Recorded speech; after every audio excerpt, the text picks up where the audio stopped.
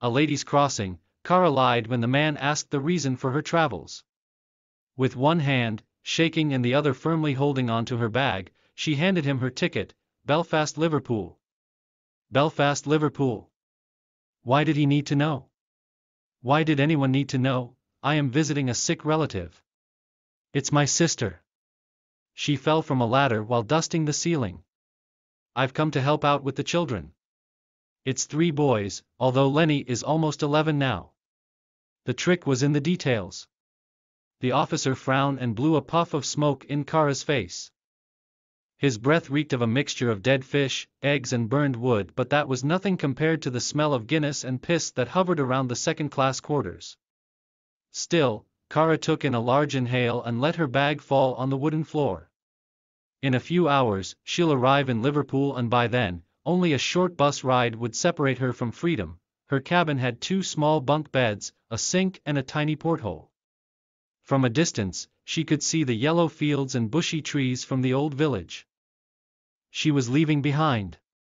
Killian would have finished dinner by now and be on his way to the pub, to drink twice his weight in beer. Want me to come with, love? He had offered, but Cara refused. Nah, love. I'll be just fine on me own. You stay here and you mind the dog. The Ulster Queen blasted a thundering howl, signaling departure. The cabin door swung open and a large red-headed woman made her entrance. She brought in 2 suitcases and a large linen bag, clearly too small for the 6 baskets of pies and canned goods she was carrying. Hi, there. I'm Deirdre. My, these cabins are getting better by the minute, I'd say, do they? It's my first time, replied Cara. Is it, love?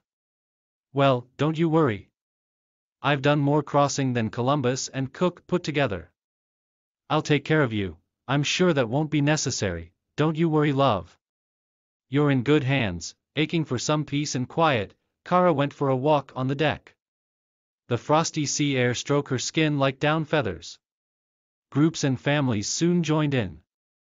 She crossed path with a young couple and later on with an older lady, walking with her grandson. Cara was careful to avoid any eye contact and immediately switched side when they approached. She had the growing feeling she was being watched and even examined. Cara was certain the old lady had wanted to come closer, to question her. The little boy had smiled. He had mocked her. She wondered if they could tell. She wondered if she was showing any sign. When a family of 5 came storming out, Cara rushed back to the safety of her cabin. She had anticipated the stench, the intrusive company and the judgmental breeze, but the violent gale, she hadn't foreseen. Killian told her the sea was usually calm this time of year, but what did he know? Cara swayed from side to side, relieved she hadn't accepted Deirdre's homemade pecan cakes with extra whipped cream. It can only get worse, Cara told herself. I want to die. Dear Lord, take me with you, shouted Deirdre, from the inner pocket of her bag. Cara took out a small porcelain box. Inside she kept little violet-flavored bonbon that Grandma Laus used to give her. It cured even the worst of nausea. Cara crawled to the corner of her bed, stroked her stomach gently with her hands and closed her eyes. Cara grew up with her father, his brother, Freddie and Grandma Laus. They lived in a small town, 20 miles from Belfast. None of them had ever left home. Cara was the first to make such a crossing. Grandma Laus was long gone, but Cara remembered her as a strong and determined woman. She raised 2 boys on her own, and when Cara's mother passed away in childbirth, she had been more than a mother to her. Grandma Laus worked the land, like her father before her. Everything she needed, she could grow in her garden. Everything she wanted, she could make herself. She had this dignified side to her, as if she was waiting for something bigger, something better to come along. Every day she read the newspaper that Freddie brought home, from cover to cover. To Cara, she also read stories every night and brought her along her monthly trip to the doctor. One day, Grandma Laus broke her own rules. She crossed the field and went as far as the town's hall. This day created such commotion in Cara's household, that she still remembers the tears and the bruises on her grandmother's face. She realized that at the time, she didn't fully understand the meaning of her actions, but today, they echoed like a distant warning in her mind. on a day when the snow was slowly making way for nature to bloom again, Grandma Laos removed her work boots and put on a cerulean blue suit. No one knew she even had. She tied her hair in a bun and added a rose from her garden in her front pocket. She looked as if she was marrying her only child. In the kitchen, the boys had their speech prepared. Mother, please don't. A Lady Crossing. Cara đã nói dối khi người đàn ông hỏi lý do cho chuyến du lịch của cô. Với một tay lắc và tay kia giữ chắc túi, cô đưa vé cho anh ta. Belfast, Liverpool, Belfast, Liverpool, tại sao anh ta cần biết? Tại sao ai đó cần biết? Tôi đang đi thăm một người thân bị ốm. Đó là em gái của tôi. Cô ấy bị ngã từ một cái thang khi đang quét bụi trần nhà. Tôi đến để giúp đỡ bọn trẻ. Đó là ba cậu con trai, mặc dù Lenny bây giờ đã gần 11 tuổi. Bí quyết là trong các chi tiết. Viên cảnh sát cau mày và phả một làn khói vào mặt Cara. Hơi thở của anh ta nồng nặc mùi hỗn hợp của cá chết, trứng và củi đốt, nhưng điều đó chẳng thấm vào đâu so với mùi của kỷ lục Guinness và mùi nước đái bay quanh khu nhà hạng 2. Tuy nhiên, Cara hít một hơi thật lớn và để túi xách của cô rơi xuống sàn gỗ. Trong vài giờ nữa, cô ấy sẽ đến Liverpool và sau đó, chỉ một chuyến xe buýt ngắn sẽ khiến cô ấy mất tự do. Căn nhà của cô ấy có 2 giường tầng nhỏ, một bồn rửa và một cửa sổ nhỏ.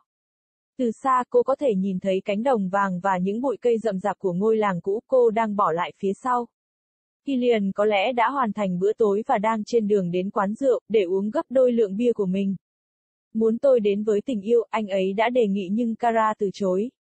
Không yêu, tôi sẽ ổn một mình, bạn ở lại đây và bạn phiền con chó. Ulster Queen phát ra một tiếng hú như sấm, báo hiệu sự khởi hành. Cửa cabin bật mở và một người phụ nữ to lớn mang mái tóc đỏ bước vào. Cô ấy mang vào 2 chiếc vali và một chiếc túi lớn bằng vải lanh, rõ ràng là quá nhỏ so với 6 giỏ bánh nướng và đồ hộp mà cô ấy đang mang. Chào bạn, tôi là Deirdre, những cabin này đang trở nên tốt hơn theo từng phút mà tôi muốn nói, có phải không?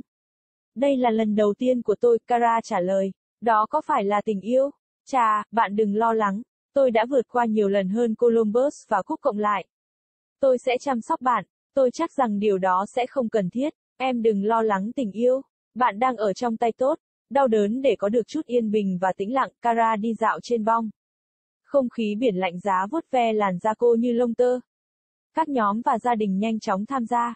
Cô ấy vượt qua con đường với một cặp vợ chồng trẻ và sau đó với một phụ nữ lớn tuổi, đi cùng cháu trai của cô ấy. Cara đã cẩn thận để tránh mọi giao tiếp bằng mắt và ngay lập tức đổi bên khi họ đến gần. Cô ngày càng có cảm giác mình đang bị theo dõi và thậm chí bị kiểm tra. Cara chắc chắn rằng bà già muốn đến gần hơn để hỏi cô ấy. Cậu bé đã mỉm cười. Anh đã chế giễu cô. Cô tự hỏi liệu họ có thể nói không? Cô tự hỏi liệu mình có biểu hiện gì không? Khi một gia đình 5 người xông ra, Cara vội vã quay trở lại cabin an toàn của mình. Cô đã lường trước được mùi hôi thối, công ty xâm nhập và làn gió phán xét, nhưng cơn gió dữ dội cô không lường trước được. Killian nói với cô rằng biển thường êm đềm vào thời điểm này trong năm, nhưng anh ta biết gì? Cara lắc lư từ bên này sang bên kia, nhẹ nhõm vì cô không chấp nhận những chiếc bánh hồ đào tự làm của Deirdre có thêm kem đánh. Nó chỉ có thể trở nên tồi tệ hơn, Cara tự nhủ. Tôi muốn chết, lạy Chúa, hãy đưa con đi cùng, Deirdre hét lên. Từ túi trong của túi, Cara lấy ra một chiếc hộp sứ nhỏ. Bên trong cô ấy có giữ một ít bonbon hương violet mà bà Lawai đã từng tặng cho cô ấy. Nó chữa khỏi chứng buồn nôn, thậm chí tồi tệ hơn. Cara bỏ đến góc giường, dùng tay vuốt nhẹ lên bụng và nhắm mắt lại. Cara lớn lên với cha cô, anh trai của ông, Freddie và bà Lawai. Họ sống ở một thị trấn nhỏ, cách Belfast 20 dặm. Không ai trong số họ đã từng rời khỏi nhà. Cara là người đầu tiên vượt biên như vậy. Bà Lawai đã mất từ lâu nhưng Cara vẫn nhớ đến bà như một người phụ nữ mạnh mẽ và kiên định. Cô ấy đã một mình nuôi dạy 2 cậu con trai và khi mẹ của Cara qua đời khi sinh con, cô ấy còn hơn cả một người mẹ. Bà Lawai đã làm việc trên đất giống như cha của bà trước bà. Mọi thứ cô cần, cô đều có thể trồng trong khu vườn của mình.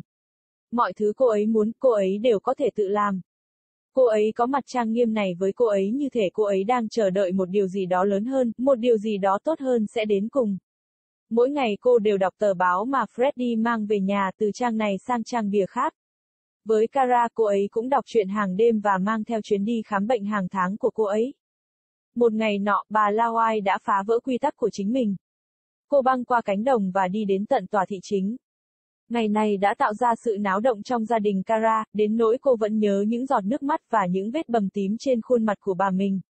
Cô nhận ra rằng, lúc đó cô không hiểu hết ý nghĩa của hành động của mình nhưng hôm nay, chúng như một lời cảnh báo xa xăm trong tâm trí cô.